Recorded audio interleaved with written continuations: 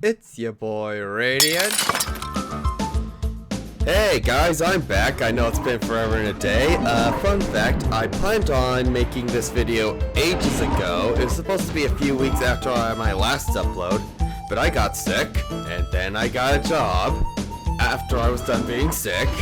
So I was very, very busy, because that's how my life goes. I just drop things when I don't have time, and somehow these after the fact voiceovers take a while. But we're back and we're recording. Well, we're not recording. We're recording the audio.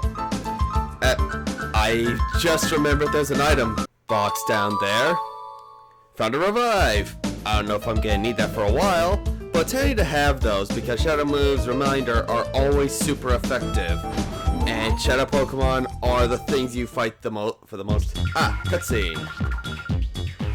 So we have Lavrina basically interrogating Professor Crane. Lavrina is basically the Directorate of Science, which doesn't really scan with her character design or her attitude. Like, you don't see it here, but I think I was playing a voice over this, but I don't feel like talking like her because in my brain I see her talking like a valley girl, especially because later on she overuses the term "so" every other minute. Except that's not very scientific-y like. Okay, can we go? Okay, push the button, me. Push the button. Am I going through a loop or something? I'm confused. Okay, apparently that's how long it takes me to push a button. I must have been looking at something else. Artificially slamming the hearts of Pokemon. It's inexcusable. Sorry, that's a fun line to me. I remember that even when after I put the game down for like decades, like artificially slamming shut. So you just make it a heartless monster, and okay, apparently I really misunderestimated how long it'd take me to read a line. But okie dokie, I really should have checked this. This is again, I was editing it. You're so mean and close-minded. How dare you not give us the secret to making our fighting machines more fighty? Like, it's... Oh, boy. As you can see, apparently Naps is not the most loyal employee. To be fair, when you have a boss is a little unfair, it's uncommon to get disloyalty amongst the ranks. Well, people don't like being treated poorly, which is ironic because this whole shtick is about them treating the Pokemon poorly. At least that's what everyone who has what you consider ethics to say. You're a 10-year-old kid. You don't understand ethics at all. You just understand cool shadow Pokemon. I'ma catch it. Except it's very bad, and you need to make it feel better. And we immediately get a battle after that plot. Let's not forget that Pokemon XD is battle-centric. I don't mind it because the double battles are actually kind of interesting. As I said before, you can be more tactical, you can set things up, and once my team gets more built together, you can see some of the strategies you can get away with. I'm really excited to show you guys later. I've actually stopped recording at very far in the distance, but maybe in the next episode I'll show you how far ahead I am in the game, just so you can see, oh, this is what we have to look forward to at this current time. I'm just not recording any new footage until I get this backlog through. I apologize, and I guess I lift the curtain there, but that's what I got. Again, I got very busy with my new job. There's a lot of learning to do. It's kind of settled in, and during winter, I guess I just didn't feel like putting in the quote-unquote work to voiceover. Actually, no, voiceover is hard work. Voice acting is one of the harder things to do. I know I'm ignoring the battle here. Okay, we're catching a Shadow Numble. Numble's an interesting Pokemon. Never actually used one, but always wanted to. It's a mixed attacker, being a ground and fire type. It's obviously quad weak to, water in that respect, but I think I catch it pretty quickly here. Unfortunately, Numal and Camerupt is not going to be on this team, but it is going to be, if, you know, Not gonna say you can't use it if you want something who can both use a physical attack like, say, Earthquake, because Earthquake is in this game, which hits both Pokemon and double battles, or you can use Flamethrower or Fire Blast, whichever your choice is. Actually, that's a good question. And if you feel like commenting, what do you guys prefer? Do you prefer moves like Thunder and Fire Blast and Hydro Pump, the big power moves, or do you prefer the more reliable moves like Thunderbolt and Flamethrower? Oh! That chest was trapped. That chest was trapped. Alright, he's saying Abra and Machop, the two I remember these guys being similar to each other in Kanto, or in the first games. Mainly because they're stage 3 evolution, they're 3-stage evolutions, with the final stage being behind a trade wall, aka I never got them while playing Leaf Green because my brother didn't have Fire Red, and I didn't have enough friends. Oh well, whatever, that's what happened. It is what it is. Nowadays it doesn't matter because online lets make it so easy to trade with anyone. But yeah, Machop was no problem because I have an Espeon and he sends out a Makahita. So yeah, I'm just gonna I think I knocked the Makahita out the same way. Or do I? I might be swapping Pokemon out for more EXP. Yeah, I knock it out with Confusion because it's really easy. I just have Valtoy out there because since I don't have much fatigue, I may as well let him get some chip damage in. But I'm pretty sure, apparently I took a while for me to decide Fight or Confusion. Fight has more base power, but Confusion is a stab move. That is the same type attack bonus, so yeah. It's an immediate, small thing. Unfortunately, we're stuck with Confusion for a while. I don't know if actually, by leveling up, if Espeon learns Psybeam. There's Psybeam and Psywave. I can never tell them apart by memory alone. But that's sort of the middle point between Confusion and Psychic. Now, I typically, when I was a kid, I'd always go with Confusion because it has so many more uses. So I might be tempted to keep it here, but I know I planned on using Psychic on it simply because, well, it does more damage and you want that efficiency.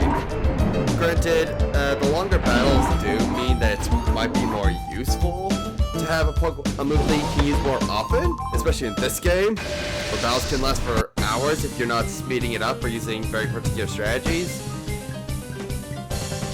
I know as a kid, my tactic was to hope I could whittle one down, and then send both guys to attack the first one. It was real simplistic and straightforward. So, we're fighting Barboach, who's also interesting, and I never used. Yeah, I guess my new thing is, I know a lot of Pokemon are cool, but I never had time to put them on an official team, because I've only had so many playthroughs of Pokemon. I'm not one of those. Actually, I do restart games briefly, but I never commit to the restarts. I was the sort of person who didn't want to give up his progress. I like to just stay. Oh wow, Barboach didn't last very long. I remember Barboach in my brain being this confusing guy to deal with because his only weakness was grass or something. Yeah, that is true if you're trying to go for type effectiveness, but if you just want basic damage, yeah, it's not a hard thing to deal with. That's one thing you learn very much when you get, I guess once you're better at the game. I was gonna say get older, but honestly it's just get better at them. You don't need type effective so much. Alright, battle time once again, and if suddenly things sound different, I took a hydration break and just adjusted my microphone a bunch because I just saw the audio, and I don't know, the gain was up way too high for what I needed. Oops. Okay, well. We're fighting an Octu, which took no time at all because I have a bike move, and Espeon is awesome like that. And I'm fighting a Nincada, which is kind of interesting. You'd rarely see Ninjask or Shedinja controlled by an AI, but I know plenty of people who like using, especially Nincada. Ninjask. Ninjask, aka the evolved form. Shedinja and Ninjask are really interesting. Ninjask is one of the better uses of Baton Pass with speed boost. Meanwhile, Shedinja has one of the most unique abilities, Wonder Guard, where you have to be super effective or it does no damage and it has 1 HP. Of course, it doesn't protect you from spikes, so no dice. Let's see, what do we have here? Okay, ether. Interesting. Actually, I've seen people use cheats to instead give Shedinja sturdy, where instead you just can't use direct damage to kill it, but several other things can force it to die, including but not limited to spikes, or in one case, just making it take recoil damage. Okay, we're another battle. Wow, I just glazed over that fight because I was so busy thinking about Ninja Skin Shedinja. Okay, we have a Shadow Carvanha for one, and sometimes the Shadow Pokemon take a while to come out, but sometimes, like, not till the very end. But other times they come right up front. It really depends on what you have set up for. Or that dictates that's going to be easy or hard, and I'm pretty sure if you memorize this game, you could easily get like an optimal strategy going. I don't know if the AI is told to follow a strict script or if it can react to things. I honestly don't know and haven't gone into like speedrunners, and I doubt people are speedrunning Pokemon XD. There's Pokemon, I've seen speedrunners, but this does not seem like a game you speedrun considering the amount of battles that you just can't avoid. Who knows, maybe I'm wrong if there's this super incredible run you can do where you just skip so many battles. But yeah, speedrunning Pokemon sounds interesting because, you know, you had to take advantage of that RNG factor, and there's a lot going into it. Heck, what most people think is kind of straightforward, like the space stats of a Pokemon, that base stats don't translate directly, and I actually saw the formula and was working with it, just so I could have some, I can maybe show you later what that's for, but long story short, it's very complicated. This game is a lot more has got a lot of math under the hood, like most games do probably, especially RPGs. Alright, here we go. Another battle. Jigglypuff and Chimecho. This is gonna be pretty straightforward. Most of the time I'm just sending these Shadow Pokemon out just to lower their heart gauge. As I said earlier, we're not at the point where we can bulk purify. The only way to purify a Pokemon is to just try and send it out normally, and different Pokemon will, depending on what I believe the game calls its ID value, which is a long string of numbers. It determines everything from its gender to its it's a personality value that determines its gender, its nature, its IVs, everything, and including, by the way, whether or not shiny. I don't know if I mentioned this, but I think in Pokemon Gale of Darkness, there's a weird rule with them. Basically, if a Pokemon comes out shiny, it re-rolls its stats until it's not shiny. I don't think you can get a shiny Shadow Pokemon.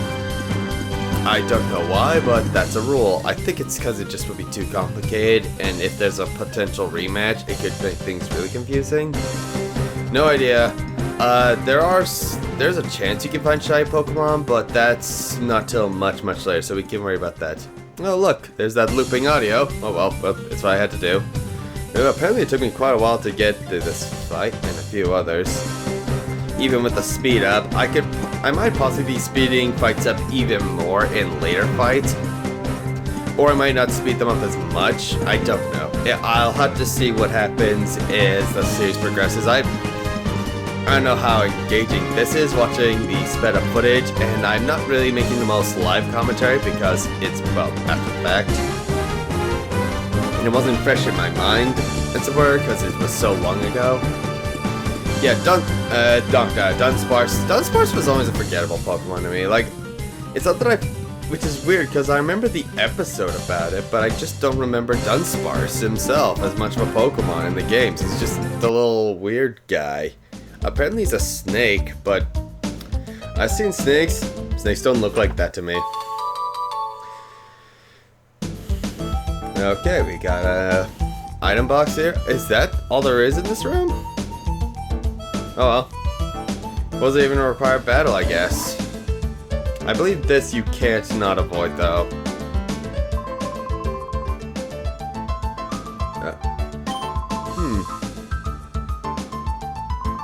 Oh. Oh, yeah, this is foreshadowing for the infamous Master Greevil, aka the true ruler of Cypher. I think Ore established that there was a regional that Cypher was in multiple regions, which is interesting to me from a lore perspective, because that means you could see more Cypher in other games if they ever wanted to keep going with this direction, but yeah. Especially with all the Pokemon, but I don't know if it would be possible. And actually, now that I remember it, people were upset over Sword and Shield having limited option. Actually, no. People were upset over Sword and Shield not having a full dex because, you know, catch them all, even though it's just too big.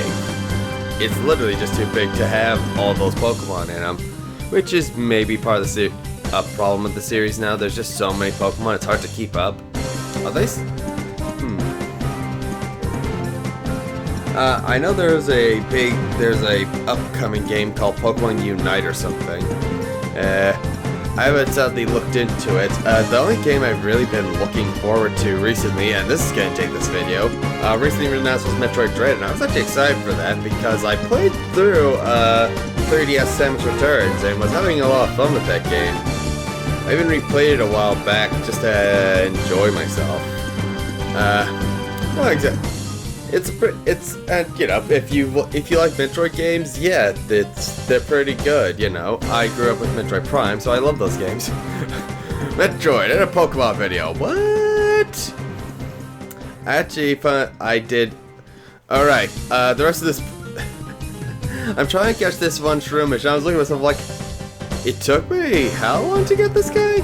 The battles kind of just go by, and I don't really think about them, because I know I said in the game, yeah, like, in later battles, they are complicated enough for you to pay attention, but here it's more just hit it a little bit and don't kill it. I was being very clever here, honestly, or I thought I was trying to be careful by lowering its accuracy so it couldn't hurt me while I slowly chipped it down and paralyzed it.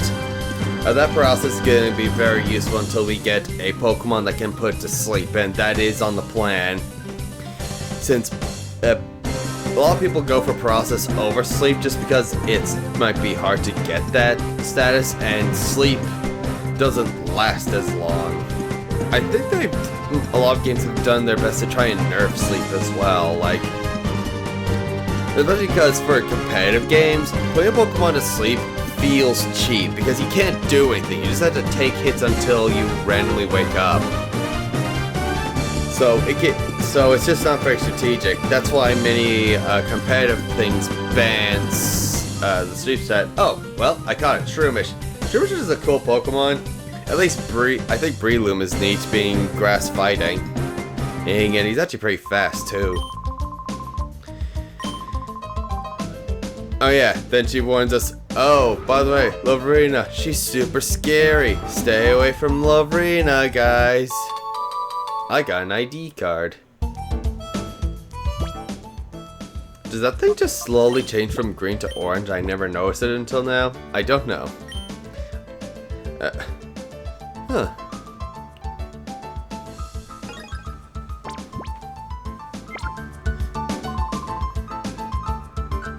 I like how he does it, just absolves himself. That's a weird cut. And that wasn't me, that was the game cutting. I swear, that was not me doing a fade to black. You will know if I'm doing a fade to black. Alright, so, this is going to be pretty close to the end here. We are basically going to be just healing our Pokemon, pretty sure. Yeah, because we just found the loop. Did I just backtrack for no reason? Oh dear. I was just going by what I assumed was the required path, but, well, no, I had to go that way so I could get the ID card so I could move forward. But I realized a little later, like, okay, before we do anything, let's heal back up. So here we go. We're just gonna heal up, and I will see you guys next time.